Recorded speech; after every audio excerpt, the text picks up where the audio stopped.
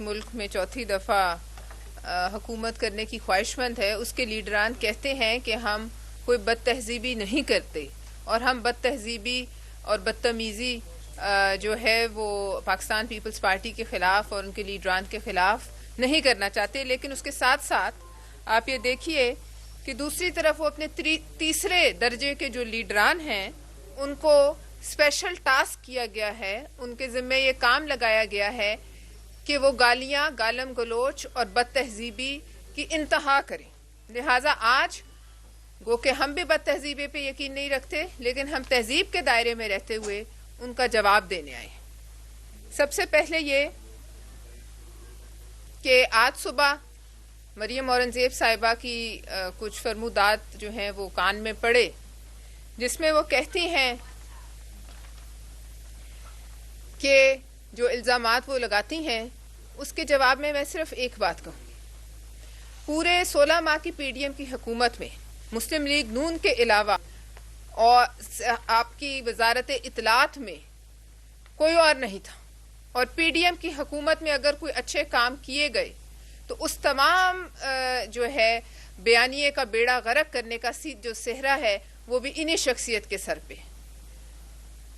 پوری P D M کی حکومت کی جو ہے بٹھا بٹھانا اور بیڑا غرق کرنا، یہ دیکھیں جی لائٹ بھی چلی گئی، یہ بٹھا اس کا تمام تر صحرا ان لوگوں کے سر پر ہی ہے جو ملازمت کے ذریعے سیاست میں آئے۔ ہم پولیٹیکل ورکرز ہیں، ہم نہ ملازمت کے ذریعے سیاست کرنے پر یقین رکھتے ہیں، نہ ملازمت کے ذریعے وزارتوں میں آنے پر یقین رکھتے ہیں، جواب دینے کا ہم حق رکھتے ہیں۔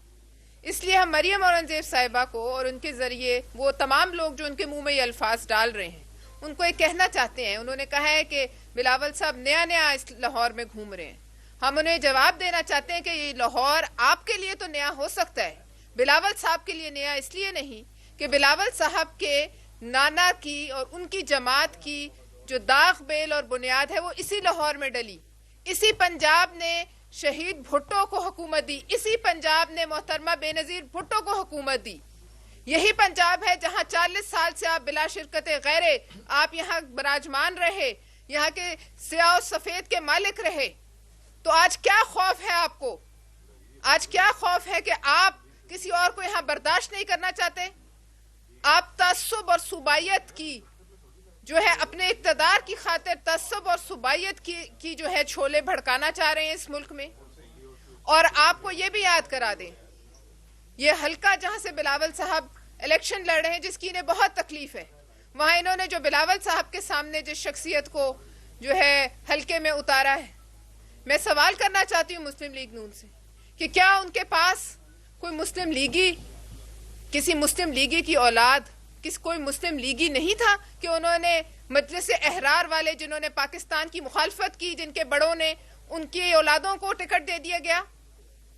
کیا یہ بات کسی سے ڈھکی چھپی ہے؟ آج جو کینڈیڈیٹ کہتا ہے کہ یہاں پیسے کی سیاست چلانے آئے ہیں، تو آپ کی یادداشت تازہ کرا دیں کہ آپ کے بڑے جو بریف کیس بھر بھر کے کوئٹہ لے جاتے تھے اس میں کھجور کی گٹکیں تھیں۔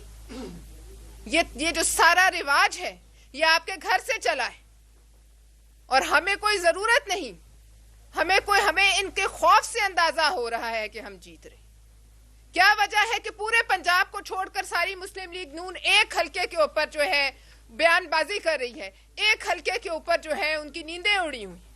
لہٰذا میں یہ کہوں گی کہ یہ بھی یاد کریں کہ اسی لاہور اور پنجاب جس پر آپ ابھی دعوے دار ہیں، جہاں کے بادشاہ آپ بننا چاہتے ہیں، یہ مال اور دولت لوٹ کر آپ انگلستان لے گئے اور آپ نے وہاں ایون فیلڈ اپارٹمنٹس بنائے۔ یہ بھی آپ کو یاد کرا دیں کہ آپ سے پہلے یہ کام انگریز نے کیا تھا، سامراج نے، اس کے بعد اس کام کا سہرا آپ کے سر ہے۔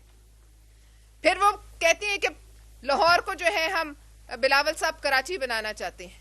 سب سے پہلے تو یہ کراچی کے ووٹروں کی تزلیل ہے، یہ سندھ کے ووٹروں کی تزلیل ہے جہاں ان کی جرات نہیں کہ یہ قدم رکھیں، جہاں کے امیدواروں کو لاہور بلا کے ان کے یہ انٹرویو لیتے ہیں۔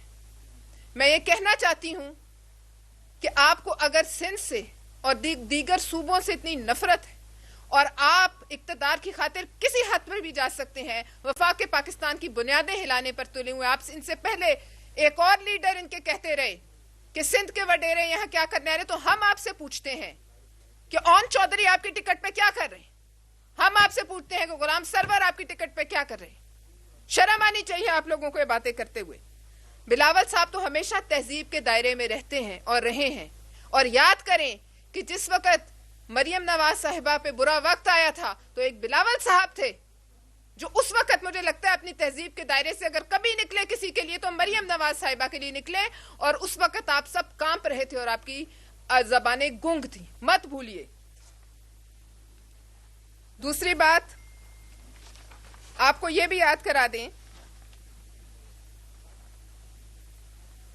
کہ 1906 میں دانیال لطفی نام کے کمیونسٹ نے مسلم لیگ نون جو اصل مسلم لیگ نون تھی اس کا مینیفیسٹو لکھا تھا, منشور لکھا تھا.